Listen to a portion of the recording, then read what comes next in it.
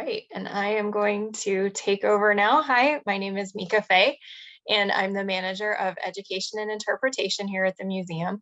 I've been here for about 10 years in different roles in the education department, and I became head of the department upon the retirement of Kris Wetterlund, who was one of our panelists. So Kris Wetterlund is the former director of education and interpretation here, where she strategized and oversaw the vision for education and interpretation until her retirement last year. She's been an art museum educator for 20 years and founded and serves as editor for Museum Ed, a national nonprofit organization dedicated to the professional development of museum educators. She has been on the faculty of the Museum Studies program at Johns Hopkins University since 2009 and was named Art Museum Educator of the Year in the Western region by the National Art Education Association in 2012. She wrote a guide for interpretive writing for art museum educators called If You Can't See It, Don't Say It in 2013. And in 2016, she was a Getty Museum guest scholar in their education department, where she researched interpretation and art museum education specifically. Our next panelist is Cheyney McKnight. She is the founder and owner of Not Your Mama's History. She acts as an interpreter advocate for interpreters of color at historical sites up and down the East Coast, providing them with much needed on-call support. She uses her clothing and primary sources to make connections between past and present events through performance art pieces. Not Your Mama's History consults with and aids museums, historical sites, historical societies, private businesses, and more in developing specialized programming about slavery and the African-American experience within 18th and 19th century America. Not Your Mama's History also trains staff from all backgrounds on how to talk about slavery with diverse audiences. And our final panelist is Kit Maxwell, who you've met already this morning, the museum's curator of early modern glass, who curated the exhibition we're discussing today and also edited the accompanying publication. He graduated with a BA honors in history of art from the University of Cambridge in 2001. In 2005, he completed his master's degree in decorative arts and historic interiors at the University of London. And in 2014, he obtained his PhD from the University of Glasgow. The topic of his dissertation research was the dispersal of the Hamilton Palace collection. He recently completed a Master of Philosophy in Nazi-era provenance at the University of Glasgow and is currently pursuing a Master of Research in Caribbean Studies at the University of Warwick. Before joining the Corning Museum of Glass, he held curatorial positions at the Victoria and Albert Museum and the Royal Collection Trust. So welcome, Kris, Cheyney, and Kit. It's so great to have you here with us. And I would like to start a little bit with Cheyney. For those who might be unfamiliar with your work, could you briefly introduce Not Your Mama's History and more about your role? So what don't we do? So I think first and foremost, I am an educator. And then I am someone who I think I am a resource to institutions to help support them in telling the stories of Black folks throughout this area of the world. And I do quite a bit of things. I try to make those little connections between what happened a long time ago and how it's impacting us today. Because it's all around us. It has real consequences. The past has real consequences. And I also think some of the solutions to what's happening today is in the past as well. And it can help guide us. So Not Your Mama's History uses stories of the past to educate the public about history, but more so how to be a better person today and how to connect with your fellow man in better ways. Thank you. That's fantastic. I know we did have a video clip from you if we would like to share that now and show everyone. Hi, my name is Cheyney and my YouTube channel is Not Your Mama's History. I'm an educator and of course a pretty good cook. I'm comfortable in a modern kitchen and in 18th and 19th century kitchens. I specialize in recreating and telling the stories of free and enslaved Black folks in North America, especially their material culture. On the weekends, I love showing off my vintage clothing. But I'm also experimenting with Afrofuturism in fashion as a way of honoring my ancestors and reaching for the future of my people. No matter what I do, I try to make a difference. Thank you. That's great. So we'll get to our Q&A. We have a lot of questions I know we want to discuss with everyone, and so I'm going to do my best to keep us on time and be able to field questions from the audience as well. So if you all could describe the exhibition creation process. Kit, where did the idea come from? Well, if I were to say that it was the culmination of years of doctoral research and a deep familiarity with the collection, that would not be true. In fact, the reverse was true. I arrived in Corning in 2016, and with a kind of background in 18th century decorative arts more broadly, except for glass, it's always kind of inevitably it's the missing link. And so I arrived and I really wanted to understand how glass fitted in with the richness of design that many of us associate with the 18th century, something of a golden age for design. If you think about porcelain, furniture, silver, gilt bronze. So I was just sort of staring at the lead glass, wine glasses, the tableware that we have in abundance at the museum, trying to, it's particularly in LED or incandescent lights, it's very simple, it's very sober, it's very understated, which didn't really connect with my notion of what 18th century design was about. I was very fortunate to have with me Dwight Landman's book, English Glass, The Golden Age of English Glass, 1650 to 1775, which is an invaluable resource for anyone who wants to know more about the subject. So I began to understand that the lead glass was a very modern material. And in Britain, it was a very kind of patriotic material as well. Although lead glass was being produced in the Netherlands and in Ireland, it was the English who really managed to capture the market, the international market for it. And so, then I began to consider what modernity, what being modern meant in the 18th century. And really, whatever way I kind of approached it, being modern in the 18th century was being part of a kind of a global empire, being modern in Britain, that is.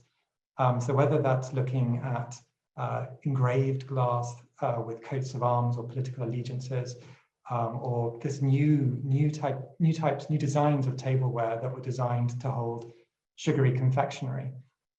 It all seemed to kind of link back, connect modernity to Britain and its increasingly global colonial presence. And glass also seemed to emerge as a metaphor for British modernity. The glossiness, the smoothness, the polish, all kind of aligned with ideas of polite behavior that were emerging in endless manuals and books that were being published. So that really kind of opened the door to so many possibilities, so many different angles. And in every direction I began to look, the collection seemed to just be offering itself up. It was really, the trick was where I had to draw the line, because as I think we'll discuss, there were so many stories that kind of emerged.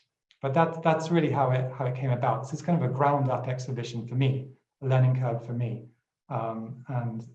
It's, the exhibition is where I was thinking in 2019. I mean, there's so much more that can be said, but I hope that answers your first question. Yes, thank you. And Kris, did you want to talk a little bit, Kris and Cheyney, about the interpretation process at the museum and where Cheyney came into the whole process for us? Yes. Thanks, Mieke. So at the Corning Museum of Glass, there's an interpretation process that's a little bit outside of the average, I think. At the beginning of every exhibition development, an interpretive team is formed, and the interpretive team consists of people from across the institution. So you're always, for example, going to find, the curator in charge of the exhibition on the interpretive team, of course, but also there will be marketing, there will be digital, there will be different departments. the shop is involved in the interpretive team, and you can imagine all of the different aspects of the museum that any exhibition touches have a place on the interpretive team. And we begin meeting generally when the curator has a proposed checklist.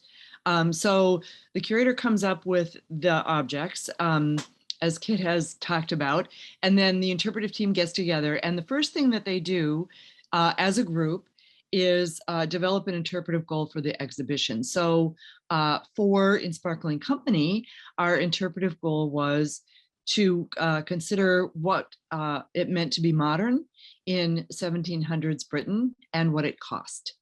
So I think that you have experienced some of that in Kit's wonderful tour, but we talk about different aspects of the exhibition, review the checklist, come up with the interpretive goal, all before we start actually writing interpretation or working with digital to create digital interpretation for any exhibition.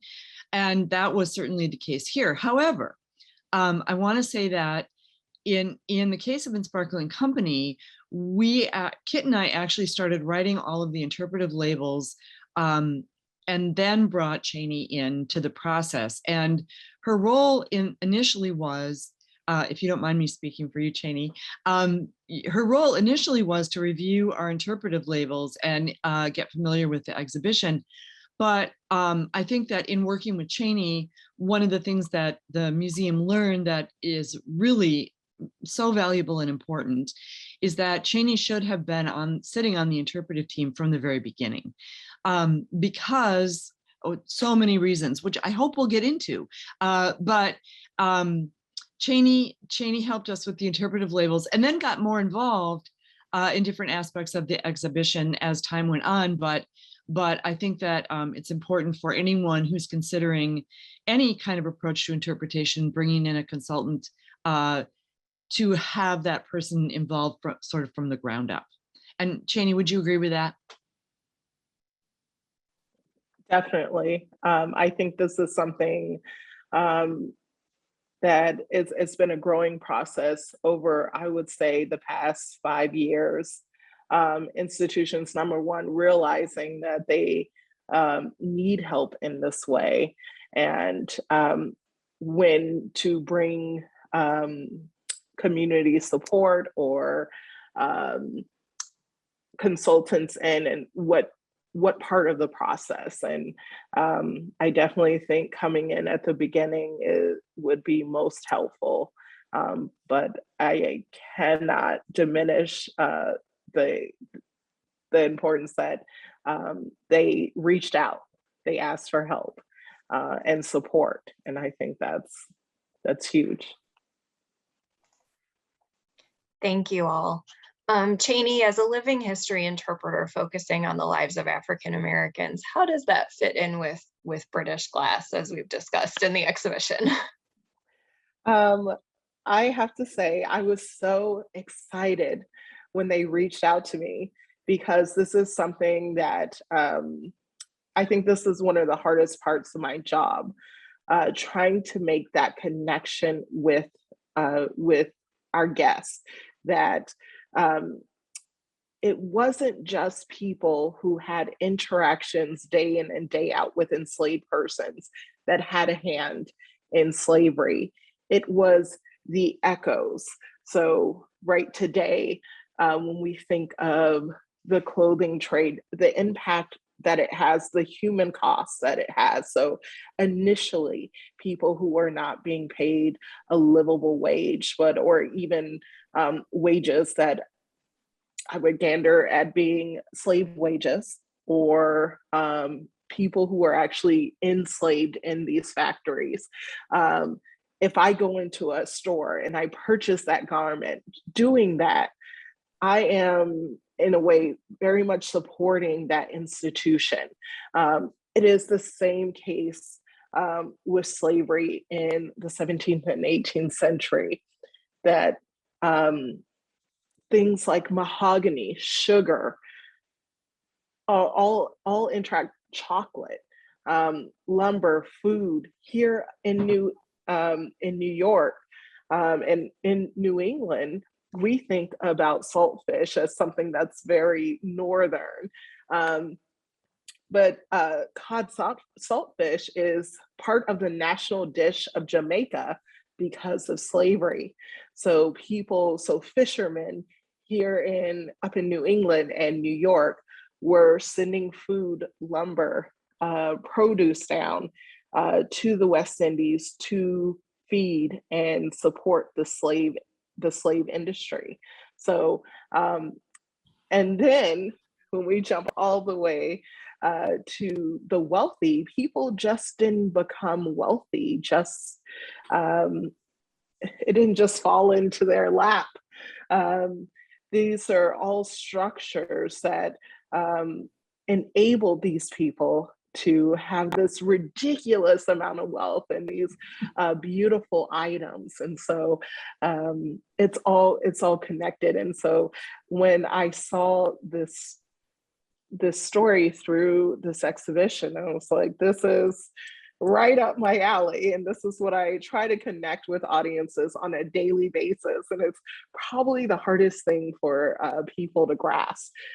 Why is a wealthy woman sitting down to her toilet in 1771 had a hand in enslavement when she probably didn't interact directly with an enslaved person? How did she have a hand in that?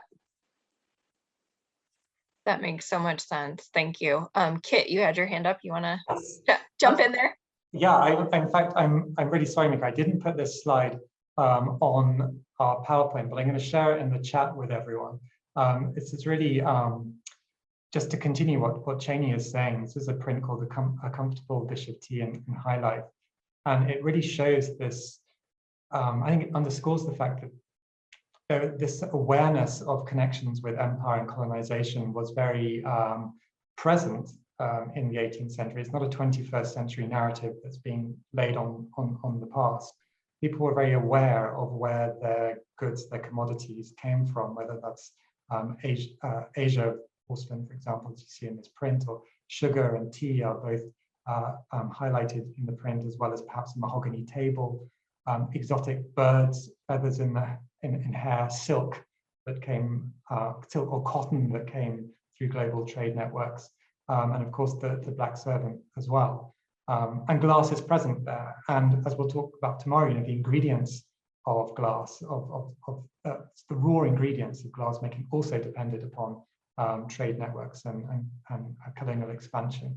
So there was this kind of heightened awareness, this sort of self-consciousness around modernity and the origins of these luxury commodities, which I think it's totally appropriate to acknowledge that in the exhibition.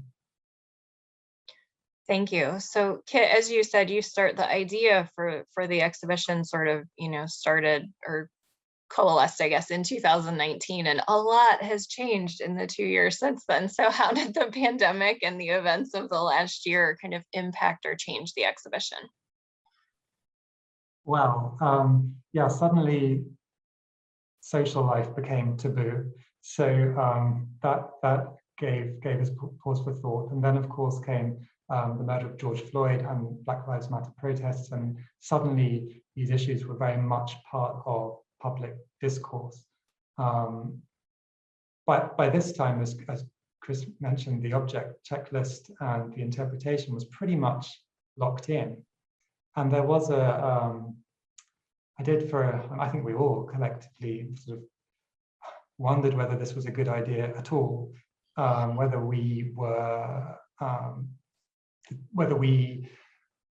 it was just striking the right note, whether it was the right exhibition for the moment. And this is why I'm so pleased that we had worked with Cheyney beforehand, because even though we invited Cheyney at a fairly late stage, she was enormously helpful in helping us tweak our language. And really, these small details, I think, are what have kept the exhibition, even though it's placed in aspect, have kept the exhibition relevant. And I think, there's an example I can give you. I think in the display where we talk about the cameo medallions, portraits of William Wilberforce and Hannah More, the abolitionists, the label discusses or mentions the number that almost 3 million Africans that were, I originally wrote, transported from Africa to North America, thinking that that was fairly stark language and would be kind of, powerful with to visitors. But Cheyney pointed out, and of course I'm sure there are people who are joining in the audience here who'll be rolling their eyes and saying, no, of course, but this is a learning experience for me. But Cheyney pointed out, well, that is still dehumanizing language, and isn't it just better to call it what it is and say trafficked? And I think just these little tweaks that, despite all our good intentions, we would not have got without Cheyney's involvement. And I think that they have been really so helpful in keeping the exhibition relevant and inclusive. Thank you. And Kris? Yeah, I thanks, Kit. Yeah, I wanted to say that there were several objects that were included in the exhibition that ended up not coming because of the pandemic. They were all from, Kit, can you remind me where the objects were from? Yes, they were from the Museum of London, which unfortunately had to withdraw them because it's undergoing major renovations and could not commit to loaning into 2020. Yeah, so we had loan agreements with the Museum of London, but then because of the pandemic and their renovation, they had to be withdrawn. And those particular objects really spoke to the slave trade and slavery within the exhibition in a way that, I mean, of course, it is, the connection is still there, but I was disappointed because I felt that the objects from the Museum of London would have made the messages more apparent. I don't want to say stronger, but more apparent, I think. And so that was one problem with the pandemic, to speak to your question, Mieke. The other thing, of course, is that I retired in the middle of we were pretty much done with the interpretation, but there was still much work to be done. And the head of interpretation now at the Corning Museum of Glass, Troy Smythe, had to step in after I retired, and he had not been on the interpretive team. He had been on running his own interpretive teams for other exhibitions. And so he was missing a lot of information. And I think that was difficult. So yeah, there were definitely challenges, and most of them because of the pandemic and then the murder of George Floyd and the Black Lives Matter. Even though it existed before George Floyd died, the relevance of that pushed to the forefront. Yeah, it all had ripple effects.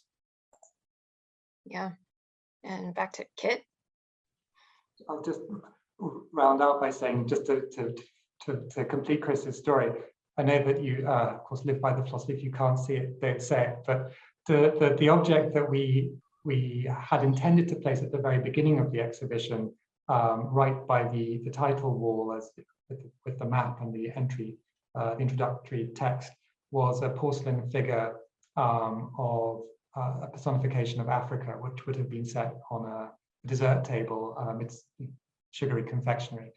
And we kind of wanted to use this object as a way to introduce glassiness as opposed to just glass, with the glazed porcelain figure, that is, as well as introducing this narrative of sugar, which connects so powerfully with the bulk of our collection, which is tableware for the dessert.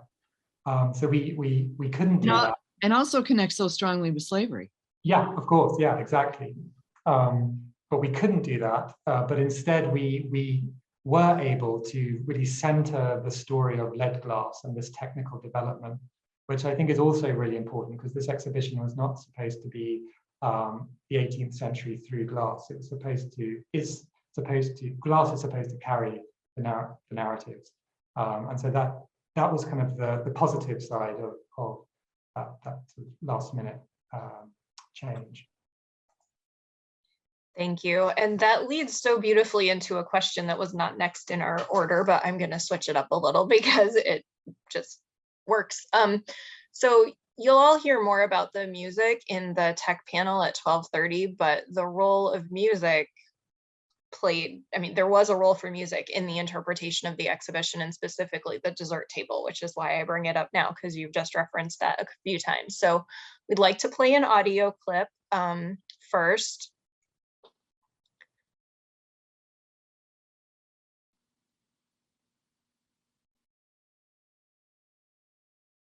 Maybe. What happens when you switch it up? I know, I should have gone in order. Shame on me. Well, while we're waiting for the audio clip, maybe we can talk a little bit about what people should listen for, because the clip that we're going to play for you eventually is the original music composed for the exhibition that would have been common in this particular time period in the British elite. But Cheyney suggested that we include a banjo. And Cheyney, I'm going to ask you to talk more about the banjo as soon as we hear the clip. But our composer was able to put a banjo into the composition near the dessert table.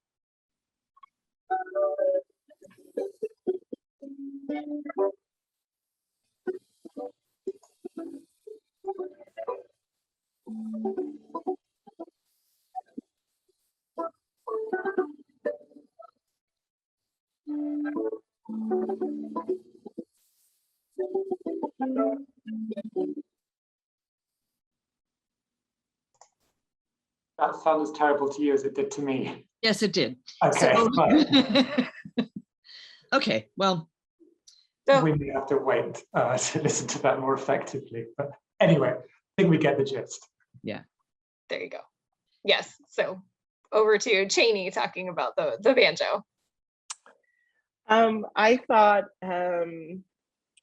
it would be very important to explicitly put the stamp of Africa on this exhibit. I don't know if I said that correctly, but we'll roll with it. The banjo is an African instrument, the banjar, and it was made from gourd, so the body would have been a gourd, and it looks almost exactly the same. So when you see a banjar, you will know exactly what its descendant is, the banjo. And so I thought that it was a very important connection because with the introduction of the banjo throughout Europe and America, Europeans and Americans were obsessed with the banjo. And I always think of, for the period, hearing the banjo is letting down your hair and having a good time within these social circles. When I think of it, I think of at the beginning of jazz. So in more formal settings, you didn't hear a lot of jazz until later it was integrated more into certain settings. But with the banjo, you see it popping up a great deal. So I thought it was just important that it be in there. And I thought, I think it worked very beautifully. And I get so excited when I would be passing by the exhibit and someone would say, "Is that a banjo?" Like, That's awesome. Kit? Yeah, I think so. It's really subtle, and I think if you're not familiar with the sound of a banjo, it sounds like a harpsichord. But to Cheyney's point, banjos were of interest in Britain in the 18th century. So Hans Sloane collected several banjos when he was in Jamaica at the beginning of the 18th century. So it did seem a kind of appropriate acknowledgement of that. But also it's something that appears just, Scott, could we look at slide 6, please? It's something that appears just over the dessert table. Number 6, please. There we are. Yeah. So it's just in this one zone of the exhibition that you hear the banjo mixed in with the sound, with the audioscape, as well as a walla, which involved me and Caroline McCaffrey-Howarth at the V&A and Madeline Pelling of the University of York, reading extracts from 18th century diaries to give the sense of sociability around this table. Sorry, Kris, you have your hand up too. Let me lower mine. Yeah, I just wanted to also say that for our composer, this was a real challenge, and you're going to hear from him in the very next panel. I think is the technology panel. So the composer and the same person who put together the music for the exhibition and the virtual reality. When I told him I wanted him to include a banjo in this zone of the exhibition, he was flabbergasted and said, "What? I can't even. What do you even?" And so we watched a YouTube video, which I want to plug, done by Rhiannon Giddens, explaining the history of the banjo. And when we were done watching that video on YouTube, he said, "Okay, I get it." And initially he thought that I was talking about an African instrument, and I kept saying, "No, a banjo." And so if you want more information about that, the banjo's connection to African and African-American culture, I encourage you to go to YouTube and search for Rhiannon Giddens. But once he got it, then he was able to incorporate it beautifully, I think. And yeah, it's too bad that the sound quality doesn't allow you to hear it. But Cheyney, do you want to say more about that? I also thought it was important to highlight the impact of African culture on British culture, because especially in the 18th century, because it's something that's a lot of times glazed over and not. So yes, we see a lot of Chinese influence, Indian influence in British culture, but you don't see the explicit ones, the music, even the hair. So there was a portion of time in the 18th century where white women appropriated African hair textures, and it's called appropriately the hedgehog, because the way in which the powder looked against the hair in the light, it does kind of resemble a hedgehog in a way. So I also thought it was just important to have that explicit connection as well. That's great. Thank you, Cheyney.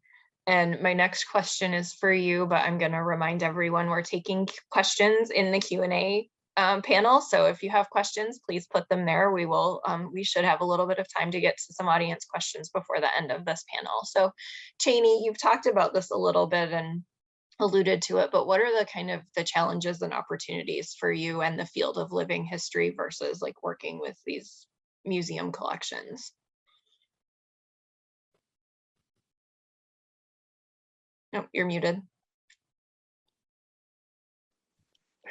In living history, I'm able to be there, right, all the time in my interpretation and guide people so people can ask questions directly to me and get a response. But I find Kit's job it seems to be a lot harder in ways than mine, because you say something, you write a text and it's there and it has to speak for it. There can't be, there isn't really room for more explanation once it's typed up and on the wall. You know what I mean? It's, whereas with interpretation, as people look a bit confused or really excited and want more information, I can say, and here's some more, and some more, and some more. So I found that that was extremely difficult and a bit scary that once it's up there, once it's written. So I remember reading through the text that they sent me and just, oh, is this right? Is this right? Because once it's done, it's done. And so I think I got a large dose of more respect for curators. I have a huge amount of respect for curators, but I could really feel the sweat in that respect. But it was a wonderful experience. And I think it also helped with my interpretation in connecting with objects within a specific site or museum or space, and how to address those interpretations. I hope that was helpful. No, that's really great. That's a perspective that I've heard about. I know Kris has said before, that one of the most powerful sort of intermediaries between an object and the visitor is another human being. And so you just illustrated that perfectly of, why that's the case. So the last topic we were going to talk about for this panel is evaluation, which plays a huge role here at the museum. And the exhibition is currently being evaluated, but we do have some preliminary findings. So the four of us met with Troy Smythe, who was mentioned earlier, to talk about what we knew so far about the evaluation of the exhibition. So what can we say so far? I mean, what can we say about the practice of evaluation, first of all, here at the museum? And then what can we say so far about how visitors are connecting with our interpretation and what we were trying to do? So first of all, about the evaluation at the museum and with our exhibitions. Kris? Yeah, I want to say that I was so impressed when I arrived at the museum, which was, I think, 7 years ago, that every single exhibition was professionally evaluated. I was just floored by that. That's not very common in a lot of museums. So the staff, and this includes everyone from curatorial and education and interpretation, but also all the staff that serves on the interpretive teams, which can be, oftentimes the different staff that get placed on interpretive teams rotate. So you're not always going to have the same person, let's say from digital or from marketing on each interpretive team, but everybody gets a taste of going through previous exhibition evaluations and being able to really use that information and build on it. So we learned so many things over the course of the years about, what works in terms of wayfinding, what works in terms of interactives, what works in terms of signage, what works in terms of exhibition layout, what works in terms of exhibition design. Oh, and shall I say also what doesn't work? There was a lot over my tenure at the Cornell Museum of Glass. There was a lot of things that we tried that really didn't work. And so useful, almost more useful than us patting ourselves on the back and saying that we got it right. So this exhibition is being evaluated, and the data about visitors in the exhibition isn't ready for prime time. It's still being tabulated. However, exit interviews were conducted, and there is some preliminary information from those exit interviews. And one of the things that I think we as a group were most interested in is, were people able to connect these ideas about the British elite in this particular time period and notions of slavery? And we had 30 people who agreed to an exit interview, and 6 of those people specifically mentioned without prompting that connection. So I think that's really good news. One of the things that was really interesting for me was that most people who mentioned it were most impacted by the Mary Little portrait. So could we see slide 6 once again? It's not in the slide, but if you would show slide 6 for a second, right next to, on the left-hand side of the Mary Little portrait that you see on the wall there. Great. Now can we go to slide 7? Is the bill of sale for Jenny, the, there it is. So this is on the wall right next to the Mary Little portrait. And this combination of objects seemed to really resonate with people. Having Mary Little sitting there in her finery right next to this bill of sale for 16-year-old Jenny had a really big impact on our visitors, which is exactly what we intended.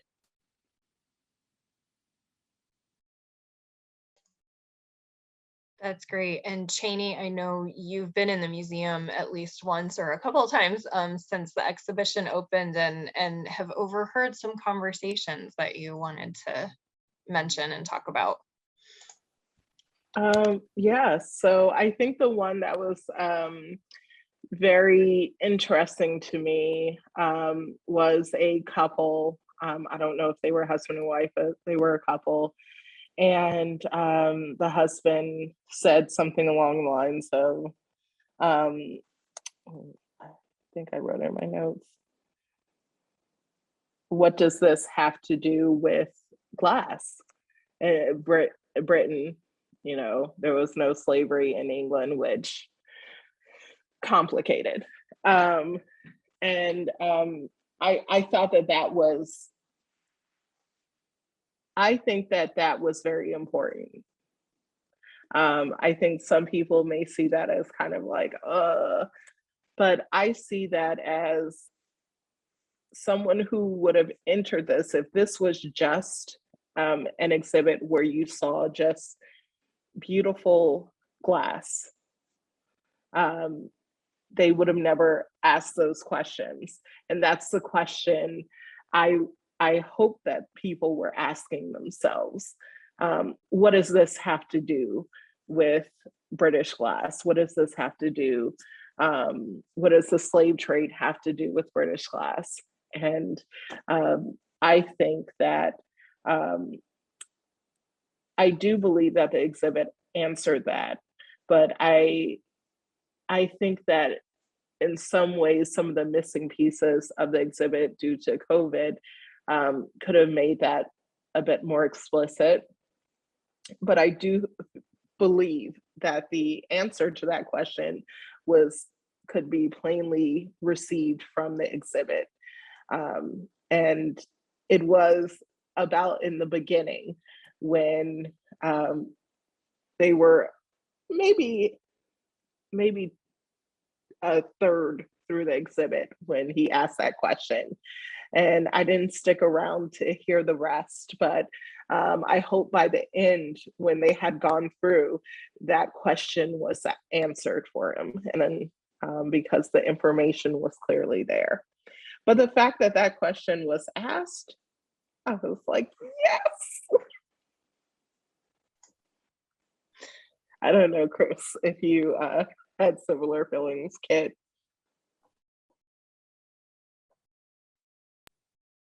Yes, I do. I feel that, as you said, it's such a challenge to tell these stories. So we tried to place objects in ways that, like the Mary Gainsborough portrait and the bill of sale, in ways that kind of created a visual tension. And our lighting, we'll talk about this in the design panel, but our photography department are in charge of the lighting in the museum, and they did this wonderful.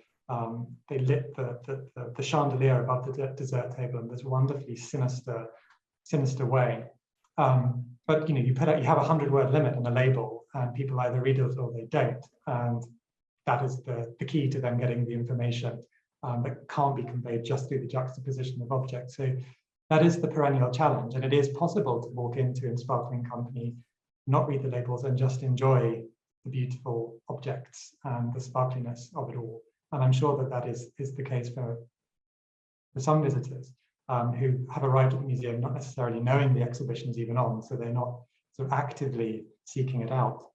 But I guess I have a question. I don't put you on the spot, but I was going to say, what would you do differently? But I would perhaps rephrase that and say, if we were to embark on an exhibition of this subject again, where would you see it going? What kind of narratives do you think we could elevate? How might that look? Kit, you put me on the spot. Okay. No, it's okay. I think that I think I would go ahead and make a more, so we've had this conversation over and over again about being truly explicit in calling out the problematic nature of the wealth during the 18th century, whether it was here in America, the elite here in America, or in England. I think that some people would never go into an exhibit about the connection of British glass to slavery and slavery in the Caribbean, whereas there are people who would never go in that exhibit who would go to walk into this exhibit. And I think that some of those people did learn about something that they wouldn't have sought out beforehand. And so in that case, I do believe that this exhibit has the potential to reach people who would not seek out my interpretation. But at the same time, I think that we could have gone a bit deeper in some areas and made those connections explicit. Off the top of my head, I don't have a whole PowerPoint for you, but I'm very proud of the work that we did here. As am I. So this isn't about the exhibition necessarily, this particular exhibition, but one of the things that I talked about earlier was the evaluations that we've done for exhibitions. And one of the things that I would like to see happen, and the museum hasn't yet been successful at making it happen, is to do some formative evaluation. So of course that takes time. And when we were developing this exhibition, we were short on time, as we always are when developing exhibitions. And then the pandemic hit, and then we had all the time in the world, but no people because of the pandemic. So, but you know, one of the things that I've noticed, and it's going to be true for this exhibit as well, is that when the evaluation is complete and is presented to the museum staff and the interpretive team, that question is going to be answered. What could we have done differently? And we'll find out, or at least we'll find out some of it from the evaluation. And so my heart's desire is to not do that at the end of the exhibition, but to either conduct an evaluation once the exhibit is open, but design the exhibit in a way that you can make changes, or have some formative evaluation. So do it on the front end instead. And you know what? What if you did both? Oh my gosh. Go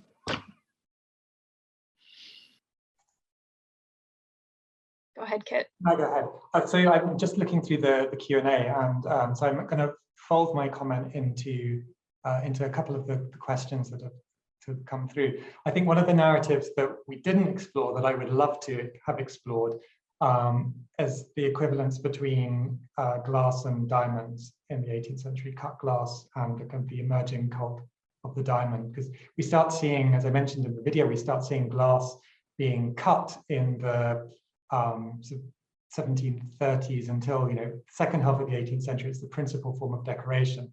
And this on British English lead glass and Irish too. And this really correlates with the arrival of diamonds in the European market, the opening of diamond mines in Brazil, and London becoming one of the European centers for the rough diamond trade. And I think one of the comments that's come through, or the questions is, were paste glass or glass jewels or stones considered inferior to real diamonds? And that is such an interesting question to explore. And it's been touched on by scholars like Marshall Poynton, who in fact contributed an essay to the publication. Her book, Brilliant Effects, really focuses on the jewel in 18th century Britain. But the notion of glass as a kind of an authenticity and the aesthetic of the diamond, I think is a fascinating one that could be unpicked in many ways. Bearing in mind, Kris, your philosophy, you can't see it, don't say it. So we would have to have some generous loans of diamonds in, I fear. But on that note, there's another question. Mieke, do you mind? I've got the question box open. Do you mind if I? Go right ahead, Kit. We have a question really for Cheyney. So in speaking about the polished, polite, elite body, the question is, does the exhibition speak to the ways that enslaved Black people in colonial North America enabled their enslavers to achieve this polished appearance? And that is something that you have worked on directly. So perhaps you could say a little more. First, I just want to say, I see this exhibit as a first step. I think that in the scheme of things, it is a teeny tiny step forward, but it started the momentum, and I expect big things from Corning. So yes, I explored this directly in my interpretation. I did a video called These Roots. It's a series that we do, a day in the life of an enslaved lady's maid. So I think when people look at some of this finery, for example, the toilette, they don't make the connection that most likely the person having the makeup put on them or their hair done probably isn't the person touching this item the most. It is their enslaved or hired servants who are interacting with these items. And they make this all possible. Every part of this interaction possible. These people are, from the moment they wake up, they're brought a basin of heated water to wash their face or to do a sponge bath in the morning. They don't even put on their own underwear in the morning. Their stays are placed on them, their outer garments, their hair is done by someone else. So absolutely, every part of their day-to-day lives, they have someone 2 steps behind them. And when I'm saying specifically for this video, it was Virginia Gentry, but this would have been the same for hired or enslaved servants in England as well. For people who could afford finery such as this, it's just inconceivable to most modern Americans or people around the world that someone would be, you would always have someone there. The first face you saw in the morning was your enslaved lady's maid. And I shouldn't say you, the first face in the morning they saw was their enslaved lady's maid, and the last before their head hit that pillow was that enslaved lady's maid. And if they were sick, or if they were sad, or if they were happy and they wanted someone to be a companion, that was that person. I can't imagine what it was like to essentially be a nursemaid, a maid, a mother, a confidant, to someone who had the power of life and death over them. So yes, there are those connections, but I think those are connections that are made a lot of the time when we're talking about slavery. And I think it's so easy for us to only see the connection when it is someone who is interacting directly with an enslaved person and not seeing the connections, the invisible connections. For example, if it wasn't for enslaved Africans, there would be no United States of America. Period. The end. They're just no one would have supported us in rebellion if we could not show that we could be a good investment. So having an entire population of free labor put us on the map. And then of course, the free labor to help us get the resources to win said Revolutionary War. Yes. With all that. I think we just have a couple of minutes left. That's right, Mieke, before we have a short pause before the next panel. We do have one question I think we might be able to address in that 1 minute now. What audience group is the exhibition interpretation catered to? Is there provision for families and children?